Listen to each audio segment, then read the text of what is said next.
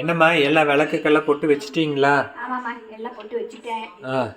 கொஞ்சத்தை வச்சுட்டு இருக்கேன், கொஞ்சத்தை வச்சாச்சு. திரி எல்லாம் திரிச்சு வச்சிருக்கேன், எல்லாம் எடுத்து வைக்கணும். பரணி தீபத்துக்காக இப்போ இந்த விளக்கெல்லாம் ஆமாம்மா, பரணி தீபம் ஏற்றுறதுக்காக பண்ணியிருக்கேன். எத்தனை விளக்கு? பரணிக்கு நம்ம 3 நாள் எவ்வளோ வேணா ஏற்றலாம். நம்ம பரணிக்கு 5 விளக்கு ஏற்ற சொல்லியிருக்காங்க. ஆனால் நாம் எவ்வளோ வேணால் ஏற்றலாம். 3 நாளும் ஒரே மாதிரியும் ஏற்றலாம். நாளைக்கு மட்டும் நிறைய விளக்கும் ஏற்றலாம், ஒரு நாள் மட்டும். ஆனால் 3 நாள் ஏற்றணும். இன்னைக்கு நான் ஓரளவு ஏற்றுவேன். ஓகே. ஆனால் கண்டிப்பாக 27 ஏற்றணும். ஒத்தப்படையில ஏற்றணும். 27க்கு அப்புறம் நம்ம எவ்வளோ வேணால் ஏற்றலாம். ஓகே. அது எதுக்கு இன்னைக்கு? நாளைக்கு கார்த்திகை தீபம், இன்னைக்கு பரணி தீபம். பரணி தீபம் எதுக்கு ஏற்றுறதுனாக்கா, நம்ம அறிஞ்சும் அறியாமலும் செய்த பாவங்கள் நம்மளை விட்டு விலகும்.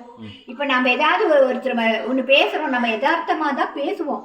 ஆனால் அது மற்றவங்க மனசை நோகடிச்சிருக்கும். நமக்கே தெரியாது நாம் பேசுறது யதார்த்தம், ஆனால் அவங்களுக்கு அது கஷ்டமாக இருந்திருக்கும். அதுவும் ஒரு பாவம் தான். அந்த மாதிரி நம்ம நடக்கும்போது எறும்பை மிதிக்கிறோம், அதை மிதிக்கிறோம், அதுவும் ஒரு பாவம் தான்.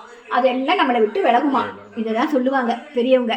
அதெல்லாம் நம்மளை விட்டு விலகும். நம்ம முன்னோர்களுக்காகவும் நமக்காக நமக்கு பின்னாடி வரப்போகிறவங்களுக்காகவும் தான் எல்லா நலன்களுக்காகவும் இந்த பரணி தீபம் ஏற்றுறோம். எப்பயும் காலங்காலத்துக்கும் ஏற்றணும். உனக்கும் இதெல்லாம் சொல்கிறேன், எல்லாருக்கும் சொல்கிறேன். எனக்கு எல்லாருக்கும் தெரிஞ்சிருக்கும், இருந்தாலும் எனக்கு தெரிஞ்சதை சொல்கிறேன். இது என்ன இந்த விளக்குக்கெல்லாம் ஒரு கதை வச்சுருப்பீங்களே நீங்கள்?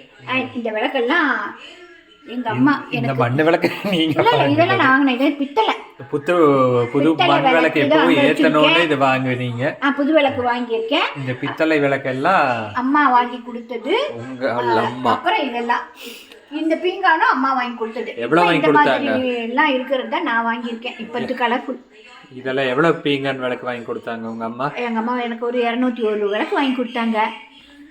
அப்புறம் இந்த பழைய விளக்கெல்லாம் அப்படியே கழுவி கழுவி கழுவி கழுவி மெருகு போகாம வச்சிருக்கீங்க இல்லையா? ஆமா, ஞாபகமா வச்சுக்கிறேன். இந்த பழைய காலத்து விளக்கெல்லாம் கிடைக்காது.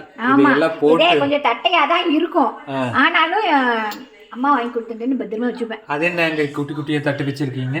இதுவா, இந்த விளக்கு வைக்கிறதுக்காக. நம்ம இப்படி வச்சுக்கிறது, இது வைக்க மாட்டேன்.